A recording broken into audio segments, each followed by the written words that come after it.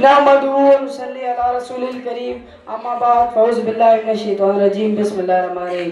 جناب صدر، میرے معزز اساتذہ اکرام اور ہم مکتب ساتھیو، السلام علیکم۔ میری آج اس تقریر کا عنوان ہے اقبال کا خواہ۔ قدرت نے ایک بے قرار روح کو منطقی ذہن، قلندرانہ مزاج، صوفیانہ طبیعت، شاعرانہ تخیل عطا کر کے جس بے قراری میں جلوہ گر کیا، اسے ہم اقبال کے نام سے جانتے ہیں۔ شعراء کی صف میں علامہ اقبال وہ شاعر ہیں جنہوں نے مشرق و مغرب کے میخانے دیکھے، دونوں کی خوبیوں اور حامیوں سے واقف، قوموں کے عروج و زوال، اس کے اسباب و تعریف پر گہری نظر رکھ کر اس کو ٹھیک ٹھاک سبق حاصل کرنے والے تھے۔ مسلم اور امت مسلم کی عظمت کو سابقہ کی بحالی کے لیے دردمند دل کے مالک تھے۔ وہ نشے میں مست ہو کر جذبات سے نہیں بلکہ دل سے کہتے تھے، بات دل سے نکلتی اور دل پر اثر کرتی۔ انہوں نے جو کہا وہ دنیا کے کتبخانوں کے بجائے لوگوں کو دلوں اور سینوں میں محفوظ ہے۔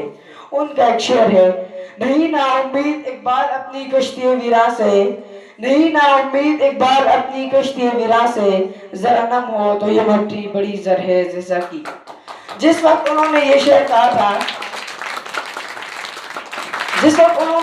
کہا تھا اس وقت پوری امت مسلمہ غلامی کی زنجیروں میں جکڑی ہوئی تھی، امید کی کوئی کرن نہ تھی۔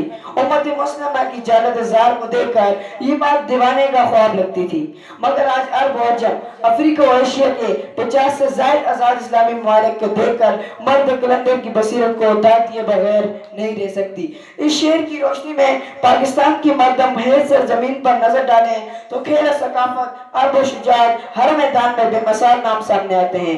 جو کھیلے ہی نہیں وہ دنیا کو کھیلنا سکھا گئے۔ پاکستان کا سبز لالی پرچم جب لہرائے تو مجھے کہنا پڑا، نہیں نا امید اقبال اپنی کشتی ویراں سے، ذرا نم ہو تو یہ مٹی بڑی زر ہے جیسا کی۔ امت کی مظلوم بہن کی آنکھ کا آنسو اور بھائیوں کو لہو مجھے مجبور کرتا ہے کہ طرز و رباب کی باتیں چھوڑ کر شمشیر و سنان پر آ جاؤں۔ میدان جنگ میں ہمیں ایک مکار اور بزدل دشمن کا سامنا ہے جس سے ہم کئی جنگیں لڑ چکے ہیں۔ بر بر، زمین و آسمان، پہاڑ و میدان، کہیں بھی ہم نے دشمن کو مایوس نہیں کیا۔ اگر دشمن فضاؤں میں آیا تو ہم امام عالم بن کر ملے، پہاڑوں پر چڑھا تو ہم کرنل شیرحان بن کر ملے۔ جب بھی جہاں بھی جس مشکل میں آیا اسے تیار ملے، ایک دو نہیں نشان حیدر پانے والے کتار در کتار ملے۔ ہم لڑے ہی نہیں دنیا کو لڑنا سکھا گئے۔ چین انڈیا ایٹمی طاقت بنے، مسلمان ہاتھ بنتے ہی رہ گئے، مگر کب تک، آخر کب تک؟ وہ ہم ہی تھے جو نہ دھمکی سے ڈرے، نہ دباؤ سے دبے، نہ لالچ پر بکے، نہ جھکے، بلکہ سینہ تان کر تمام تر رکاوٹوں کے باوجود ان کفریہ طاقتوں کے حکمرانی کو چیلنج کر کے پہلی اسلامی ایٹمی طاقت کا تاج امت مسلمہ کے سر پر سجایا، اور دنیا سوچتی، جلتی، دیکھتی ہی دیکھتی رہ گئی۔ جب شاعری نہیں تو حقیقت ہے تو پھر اقبال کیوں نہ کہے، نہیں نا امید اقبال اپنی کشتی ویراں سے، ذرا نم ہو تو یہ مٹی بڑی زر ہے سے۔ اگر آج ہم بھی اقبال کی نظر سے الحاظ مغرب و مغربی تہذیب اور علوم کو دیکھیں اور فلسفہ اقبال کی روشنی میں اپنی مذہبی، معاشی اور دعائی تعلیم اور خارجہ پالیسی بنائیں تو ہم حقیقت میں آزاد اور دنیا کی امامت کے قابل ہو جائیں گے۔ اقبال ڈے کے ساتھ وہ دن بھی آئے گا جس کا خواب اقبال نے دیکھا تھا۔